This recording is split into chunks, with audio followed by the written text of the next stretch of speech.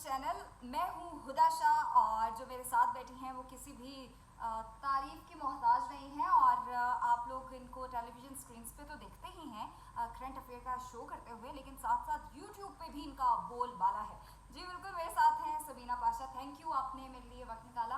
और नाज़रीन, समीना ने एक दफ़ा कहने पे ही मुझे टाइम दे दिया है, सो नहीं, बिल्कुल हुदा के लिए हम हाजिर हैं और हुदा हमारी बहुत प्यारी कॉलीग हैं, बड़ी मेहनत से काम करती हैं। थैंक यू सो और मच। बोल आपने बाला कहा तो मैंने कहा नहीं भाई, मैं बोल में नहीं हूँ, मैं जीएनएम में हूँ। और तारीफ वाली वो जो जुमला आपने कहा ना, तो वो है कि वो तारुफ तक ही बात रखें तारीफ वाली ये भी बात नहीं क्योंकि है। आप मेरी वन ऑफ दी बेस्ट और फेवरेट एंकर्स में से एक Thank हैं you so और मैंने हमेशा ही आपको फॉलो करने की कोशिश की है, इसलिए मेरे लिए तो मैं आपकी तारीफ ही करूँगी।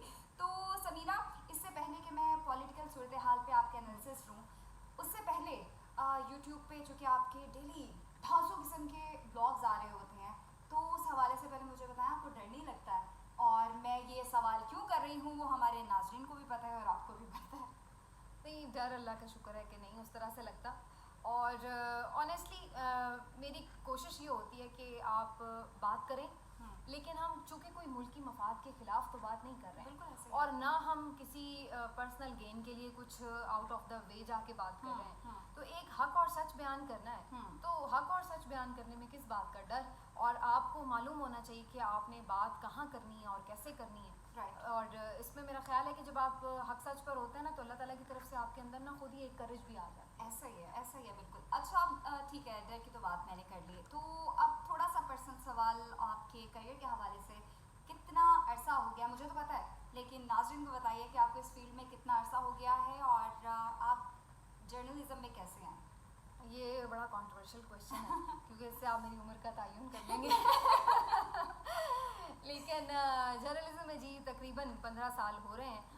और पहले आपको मालूम है कि एज ए न्यूज़ एंकर मुख्तलिफ चैनल्स में काम किया और पाकिस्तान के तकरीबन तमाम ही लीडिंग चैनल्स में अल्लाह का शुक्र है काम करने का एक एक्सपीरियंस है।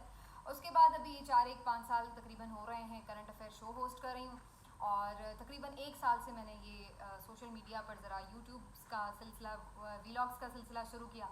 तो अब इस तरह से, क्योंकि ये आपको पता है कि जो टाइम है बेसिकली ये डिजिटल मीडिया की तरफ हम अब आ चुके हैं, तो इसमें आप मैं भी आ गई। हाँ एग्जैक्टली और आना चाहिए बिल्कुल। कहते हैं ना कि आपको वक्त के साथ साथ नई जहतें जो हैं उसको अपनाना पड़ता है और अपनाना भी चाहिए।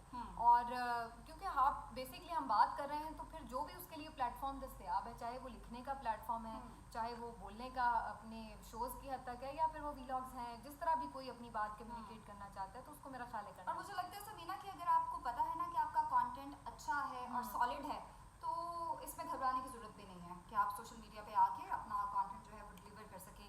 अच्छा, अब आ जाते हैं पॉलिटिकल सिनेरियो के हवाले से। आज जो भी पॉलिटिकल सिचुएशन हमारे सामने है, चेयरमैन पीटीआई को अरेस्ट कर लिया गया है और 3 साल कैद की सज़ा उनको सुना दी गई है। तो सबसे पहले तो मैं इसमें आपका तबसरा जानूँगी कि आपका क्या तज्जिया है इस हवाले से, और चूँकि तहरीक इंसाफ की जानिब से अब इस फैसले को चैलेंज भी किया जाना है। होपफुली मंडे को ही हमारे सामने आ जाएगा कि वो हाई कोर्ट और सुप्रीम कोर्ट में जाके पटिशन दायर करते हैं। तो इस तमाम तर सूरत हाल पे आपका एनालिसिस? जहाँ तक लीगल पॉइंट ऑफ व्यू है, बिल्कुल आपने सही कहा हुदा, इसमें काफ़ी भी ऑप्शंस हैं इनके पास। और बैरिस्टर एतजाज़ एहसन साहब को आप सुने या फिर सलमान अकरम राजा साहब को, ये दोनों ही बड़े चोटी के मायनाज कानूनदान हैं आज जो पाकिस्तान में मौजूद हैं। तो उनकी राय तो यही है कि ये बहुत ही वीक डिसीजन है और जब ये चैलेंज होगा तो इस पर अल्टीमेटली रिलीफ मिल जाएगा चेयरमैन पीटीआई को। लेकिन प्रॉब्लम यहाँ पर यह है कि हमारे यहाँ मामला सिर्फ इस हद तक तो नहीं है कि कानूनी है, उसके पीछे पसे पर्दा भी बहुत कुछ हो रहा होता है। तो वहाँ पर क्या सिचुएशन है, क्या ये अब तय कर लिया गया है कि उन्हें लंबा जेल में रखना है, या फिर उन्हें वाकईतन हम देखेंगे कि वो जिस तरह से अदालतें रिलीफ देंगी और उन्हें मिल जाएगा। तो ये अभी इफ्स एंड बट्स आपको अगले वीक में काफ़ी हद तक क्लियर होते नजर आएंगे। जहाँ तक ये बात है कि अगर कोई ये समझ रहा है कि जी this is the end of the Imran Khan, तो ऐसा बिल्कुल नहीं है। हमें हिस्ट्री बताती है कि बहुत दफ़ा बहुत सारे लोग माइनस भी होते हैं को आउट भी किया जाता है, कोशिश की, लेकिन वो फिर से उभर के हो सामने जाता आते है। ये हैं। आउट और इन, जो इन और आउट है ना, ये चलता रहा है पाकिस्तान की सियासत में। मियां नवाज शरीफ की मिसाल सामने है, आउट भी गए, अच्छा फिर आ गए। चूँकि अब इसी पे बात हो रही है, तो मैं आपसे वो सवाल करना चाहूँगी कि ये 75 साल से यही एपिसोड बार बार रिपीट होती है, राइट? तो ये हमारे सियासतदान सीखेंगे कब? हाँ बिल्कुल, ये एक कहानी वही है, ओल्ड स्क्रिप्ट है, सिर्फ उसमें जो कैरेक्टर्स हैं वो थोड़े से change हो नाम जाते चेंज हो हैं, जाते हैं, बिल्कुल। और बाकी जो एक दायरे का सफ़र है वो वही वैसे ही चलता रहता है, और घूम फिर के हम वहीं पे खड़े हुए होते हैं हर 3-4 साल बाद जहाँ पर स्टार्ट किया होता और है मैं और आप जो है, हमारी फील्ड ऐसी है कि हमारे सेम सवाल होते हैं। सफ़र। जाहिर है सिचुएशन नहीं बदल रही होती। उनके चेहरे Exactly, चेंज हो चुके हैं, हाँ। लेकिन हमारे सवाल वही हैं और जवाब जो है उसके मुंतज़िर ही हैं हम लोग। और लेकिन ये भी एक बात है ना अनफॉर्चुनेट हुदा के बार बार ये लोग खुद ही इन तमाम चीज़ों का शिकार भी होते हैं, उनको फेस भी करते हैं, और फिर भी सबक नहीं सीखते हैं। एग्जैक्टली। अब ये एक बड़ी ऑब्वियस सी बात है कि अभी खुद मैं देख रही थी कि जनाब PMLN ने ये सारा रिसेंट एपिसोड उनके साथ हुआ है जो 2017 में हुआ, ऐसे ही। सारा उन्होंने खुद फेस किया है कि ना एली हुई है, गिरफ्तारी हुई है, बिल्कुल ना यानी सियासत से आउट हो गए उनके कायद, और जिस तरह भी फिर मियाँ साहब ने चीज़ें की, और उसके बाद फिर उन्होंने वही काम अगले प्राइम मिनिस्टर के साथ खुद कर दिया। तो मतलब ये कि हमने फिर नहीं सीखा ना, हमने कहा कि भाई ठीक है, हमने ये अब तो ऐसे ही बदले चलना की है। आग जो है बदले वो की आग एक- ठंडी नहीं हो रही कभी। और एक दूसरे के लिए जलती रहती है, जलती रहती है, ठंडा नहीं होता। अच्छा समीना, आज की दूसरी सिचुएशन थी, आपको पता है मुश्तरका मफादात काउंसिल का इजलास भी हुआ और मरदमशुमारी के हवाले से कि नई मरदमशुमारी पे ही उन्होंने इंतखाबात को आगे लेके चलना है। तो अब हल्का बंदियाँ जो हैं वो 3 से 4 महीने का वक्त तो उसमें दरकार है इलेक्शन कमीशन को, तो इलेक्शंस तो नहीं होने वाले। हाँ, जो बज़ाहिर नज़र आ रहा है, एग्जैक्टली आप सही कह रही हैं कि यही नज़र आ रहा है कि इलेक्शंस तो भी डिले होंगे, और ये तो मरदमशुमारी का तो मामला और ये सब एक एक्सक्यूज़ बाद में भी हो सकता है, लेकिन जो असल चीज़ है कि ये तो पिछले 6 महीने से ही एक कन्फ्यूजन जारी थी कि इस साल इंतखाबात मुश्किल नज़र आ रहे हैं और इनको किसी भी तरह अगले साल पे ताख़ीर की तरफ पोस्टपोन किया जाएगा, डिले किया जाएगा। अब उसके लिए कोई भी एक्सक्यूज़ हो सकता था, मरदमशुमारी भी एक एक्सक्यूज़ हो गया, क्योंकि देखा जाए तो मरदमशुमारी के रिजल्ट्स अगर ये लोग ना करते नोटिफाई, तो फिर पुरानी मरदमशुमारी पे भी हो सकते थे इलेक्शन। और इसकी जो आपने अभी मुश्तरका मफादात काउंसिल की बात की, इसमें देखिए इसकी जो कॉन्स्टिट्यूशन है उसमें बड़ी इंपॉर्टेंट एक बात है कि आपके इलेक्टेड जो चीफ मिनिस्टर्स हैं और प्राइम मिनिस्टर हैं वो इसमें बैठते हैं और वो फैसला करते हैं। अब यहाँ पर तो एक क्वेश्चन उठ सकता है लीगली कि दो ऐसे चीफ मिनिस्टर जिनके पास ये मैंडेट ही नहीं है, तो वो किस तरह बैठ के ये फैसला कर रहे हैं। तो एक ये भी एक लीगल बहरहाल पर्सपेक्टिव है। फिर उसके बाद पहले बहुत सारी जमातें तहफ़्फ़ुज़ात का इजहार भी कर रही थी कि जी मरदमशुमारी ठीक नहीं हुई, अब सब वो भी राज़ी हो गए। तो ये बेसिकली आपको अच्छा, बिल पास नज़र आता है कितनी तेजी से बिल जिस तरह सेनेट में yes. पास होते जा रहे हैं। पीपल्स पार्टी की जानिब से बिलावल भुट्टो जरदारी की जानिब से तहफ़्फ़ुज़ात का इजहार तो किया जाता है, लेकिन मेरे ख्याल से वो सिर्फ आवाम को दिखाने के लिए किया जाता है, क्योंकि जब मुश्तरका इसी तरह काउंसिल होती है या इजलास होता है उसमें इत्तेफाक राय भी सामने आ जाता है। बिल्कुल ये भी इंटरेस्टिंग बात है कि हाथी के दांत खाने के और होते हैं और दिखाने के और होते हैं।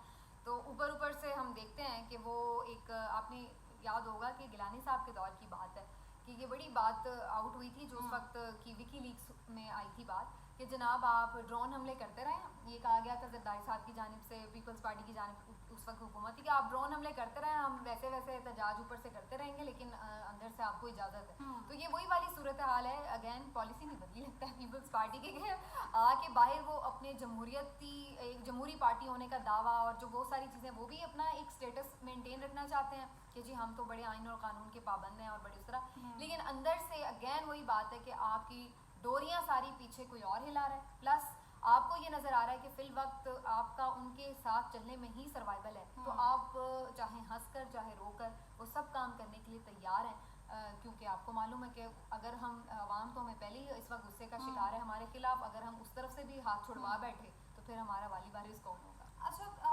आज से पहले आइन के अंदर सबीना जितने भी ये निगरान सेटअप क्या सिर्फ ये काम था कि उसने इलेक्शंस करवाने हैं, लेकिन रिसेंटली जो अभी बिल भी पास हुआ था उसमें आपने निगरान वज़ीर आज़म को भी इतने ज़्यादा इख्तियारात दे दिए हैं। उस हवाले से आपकी ये सारी पेशबंदी यही नज़र आ रही है ना हुदा कि आपने इलेक्शन जब डिले करवाने थे तो आपको पता है कि 6, 8, 10 महीने या 1 साल भी इवन ऐसा तो नहीं हो सकता कि महदूद इख्तियारात के साथ ही एक वज़ीर आज़म कैसे काम चलाएगा। बहुत सारे अहम मामलात आ जाते हैं जिस पर आपको डिसीजन मेकिंग करनी है, तो इसलिए ये ऑलरेडी चूँकि ये तय था कि आपको ये इलेक्शन डिले करना पड़ेगा, तो फिर इसके लिए उन्होंने सारी इंतज़ाम भी किए हुए थे। मरदमशुमारी का भी इंतज़ाम उसी सिलसिले में था। फिर उसके बाद जो ये ऑलरेडी सारा प्लान हाँ था। जी, एम्पावर्ड किस्म की जो एक निगरान सेटअप है उस पर, और इस वक्त भी आपको मालूम है कि जो निगरान सेटअप पर एक पूरी कन्फ्यूजन है या एक बहुत ज़्यादा मुशावरत हो रही है, उसकी वजह क्या है, क्यों इतनी इंपॉर्टेंस बन गई है निगरान हुकूमत की। क्योंकि सबको ये नज़र आ रहा है कि अगर निगरान हुकूमत लंबे अरसे के लिए है तो भाई कोई हमारा ही हिमायत याफ्ता बंदा हो ताकि वो हमारा ख्याल रखे, सेफ रखे हाँ। जिस भी तरह। तो फिर ये एक बेसिकली चूँकि सबको नज़र आ रहा था चीज़ें पीछे तो तयशुदा थी ना, तो फिर उसके लिए सारी इंतजाम भी उसी अकॉर्डिंगली अच्छा कीजिए। सबीना, क्योंकि अब वक्त चूँकि बहुत थोड़ा सा है, इसको समाप्त करते हैं। आपको क्या लगता है कि तहरीक इंसाफ की जानिब से इस फैसले को चैलेंज किया जाता है और समहाउ खान साहब को अगर रिलीफ मिल भी जाता है तो उनके अगेंस्ट अभी और भी बहुत से तकरीबन 190 से ज़्यादा केसेस ऑलरेडी उन पे FIR भी दर्ज है और मुकदमात चल रहे हैं, तो क्या मज़ीद आगे उनको फंसाया जाएगा किसी केस में? साइफर का केस हमारे सामने है, 190 मिलियन का केस हमारे सामने है, तो क्या लग रहा है तोशा खाना से अगर रिलीफ मिल जाता है तो आगे इन शॉर्ट मैं पूछना चाह रही हूँ कि आपको लग रहा है कि अगर अगर अगर इंतखाबात होते हैं, चले कुछ महीनों के बाद भी होते हैं या 1 साल के बाद भी होते हैं, तो क्या खान साहब उसमें पार्ट ले सकेंगे? नहीं, ये बात तो खैर लेवल प्लेइंग फील्ड की जब डिमांड होती थी तो उसमें तो फिर यही बात थी ना, तयशुदा बात यही थी कि खान साहब उसमें पार्टिसिपेट ना कर सकें। तो उसका एक मज़हर तो हमने भी देख लिया है कि जो उनकी आइनली हो गई है, तो दैट मीन्स कि वो अब इंतखाबी सियासत के लिए अहल नहीं रहे, मीन्स कि वो इलेक्शन कॉन्टेस्ट नहीं कर सकते। बाकी जो आपकी ये बात है कि मुख्तलिफ केसेस हैं, तो उसमें अगेन वही बात है कि जैसे जो मैंने अभी शुरू में ही आपसे बात की थी कि इसमें अगर रिलीफ मिल भी जाए तो हो सकता है किसी और केस में गिरफ्तारी डाल दी जाए। तो उसका मकसद बेसिकली यही होगा कि अगर ये तय है कि उन्हें अभी रिटेन करना है और उन्हें इलेक्शन कैंपेन भी नहीं करने देनी, यानी एक तो है कि इलेक्शन लड़ नहीं सकते, फिर इलेक्शन कैंपेन भी ना करें, इलेक्शन से अब मुतालिक जितने फैसले हैं, कैंडिडेट्स के फैसले, टिकट्स के फैसले, ये वो भी ना वो कर सकें। तो इन तमाम चीज़ों से उनको दूर करने के लिए ज़रूरी ये होगा कि उन्हें फिर जेल में ही रखेंगे वो। तो इसके लिए फिर वो जो भी कर लें कोशिशें, कि हो सकता है किसी भी और केस में फिर गिरफ्तारी डाल दें फिर, क्योंकि अभी तक बहुत सारे केसेस में वो ज़मानतों पर है। तो अगर ज़मानतें आपकी डिस्चार्ज हो जाती हैं तो ऑटोमेटिकली उन पर भी अरेस्ट्रेशन भी हो सकती है।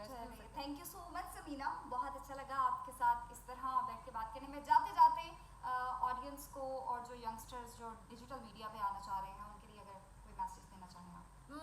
डिजिटल मीडिया पर आने वालों को मैं ये ज़रूर मैसेज दूंगी कि अभी आप ये ज़रूर देखते हैं कि एकदम से आपने कोई सनसनीखेज़ हेडलाइंस बना दी और इस टाइप की, या कोई बहुत ही बिलो द बेल्ट जाके आप बाजू का सहाफ़त कर रहे होते हैं। यूट्यूब पे लोग आके समझते हैं कि जी कुछ भी बोल दो और कोई मसला नहीं है, बस चीज़ के व्यूज़ आने चाहिए, ये वो।